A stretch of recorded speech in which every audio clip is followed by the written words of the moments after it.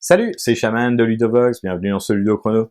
Aujourd'hui, je vais vous parler du jeu de société Echo, un jeu pour 2 à 4 joueurs à partir de 10 ans et pour une partie d'environ 45 minutes.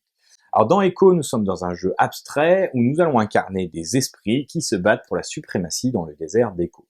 Donc les joueurs dirigent des esprits, tous des esprits différents qui vont avoir une certaine couleur de disques qui vont être placés sur le plateau. En début de partie, on va placer les tuiles modulaires de manière à construire un plateau qui va contenir différents types de cases. Nous allons avoir les chemins sur lesquels les disques vont pouvoir être positionnés, les gouffres qui sont des éléments infranchissables et inconstructibles, et puis les autres éléments qui sont des éléments constructibles. Donc ici, voilà, on a différents éléments sur lesquels on va pouvoir construire des structures.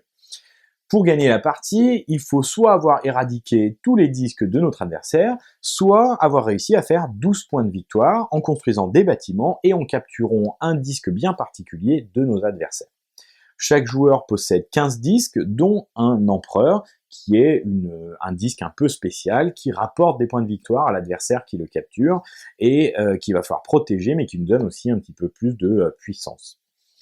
Les disques représentent des armées, donc nous allons pouvoir les empiler, et ce qui va déterminer la puissance de l'armée. Donc si j'ai 2 disques empilés, c'est une puissance de 2, elle peut détruire toutes les piles de disques de 1. Une pile de 3 peut détruire tous les 2, tous les 1, une pile de 4 peut détruire les 3, les 2, les 1, et on ne va pas au-delà de 4 piles, puisque c'est le maximum qu'on va pouvoir empiler.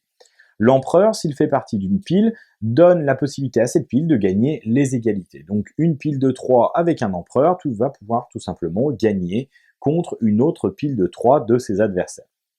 Autre particularité, pour ne pas rendre les piles de 4 complètement invincibles, puisque c'est la puissance maximale, si on a une pile de 4 de cette manière-là, un adversaire peut choisir avec un disque seul d'aller se faire exploser sur une pile de 4, et dans ce cas-là, tout simplement, la pile de 4 est détruite, et le disque kamikaze également. Donc c'est une action qui s'appelle justement une action de kamikaze, et qui va permettre de se débarrasser de ces piles de 4, ce qui fait que ce n'est pas une stratégie valide, tout simplement, de s'amuser à ne faire que des piles de taille maximale. Il va falloir les protéger aussi pour empêcher que des disques seuls les détruisent. À notre tour de jeu, c'est relativement simple, on a une action parmi deux. Une de ces actions est le déplacement. Lors du déplacement, on va pouvoir empiler des disques, justement. On va pouvoir attaquer des disques adverses pour les détruire. Et on va pouvoir juste faire des déplacements tout simples pour se positionner stratégiquement. La deuxième action, c'est la construction.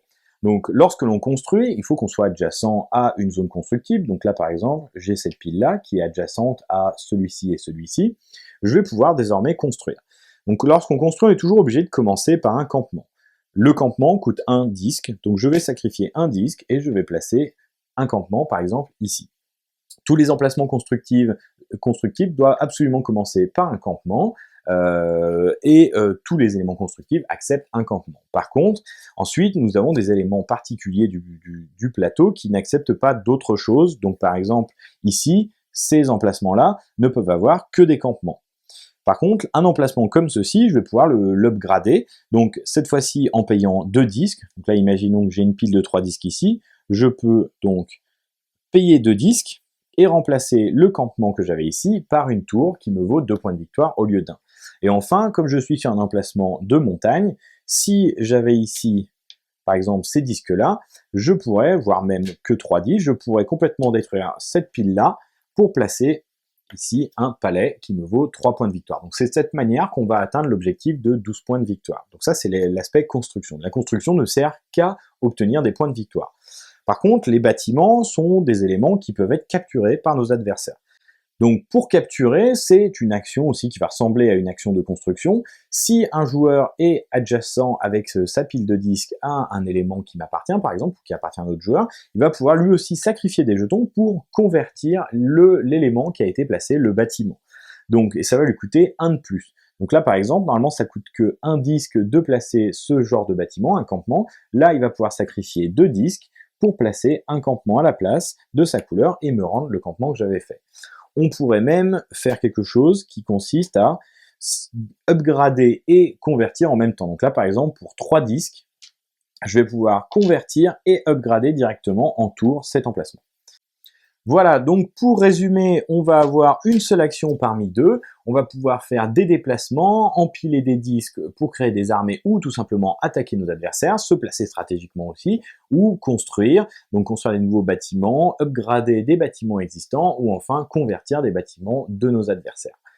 Une fois qu'on a fait notre action normale obligatoire, on a la possibilité de faire ce qu'on appelle une marche forcée, qui nous donne, donc ça c'est complètement optionnel et facultatif, permet de sacrifier 3 pions de notre réserve, donc 3 disques qui sont écartés définitivement du jeu, qu'on ne pourra jamais récupérer, pour refaire une nouvelle action. Donc on pourra refaire une nouvelle action classique, soit un déplacement, soit une construction, et on a le droit de le faire qu'une seule fois par tour, donc on peut avoir au maximum 2 actions.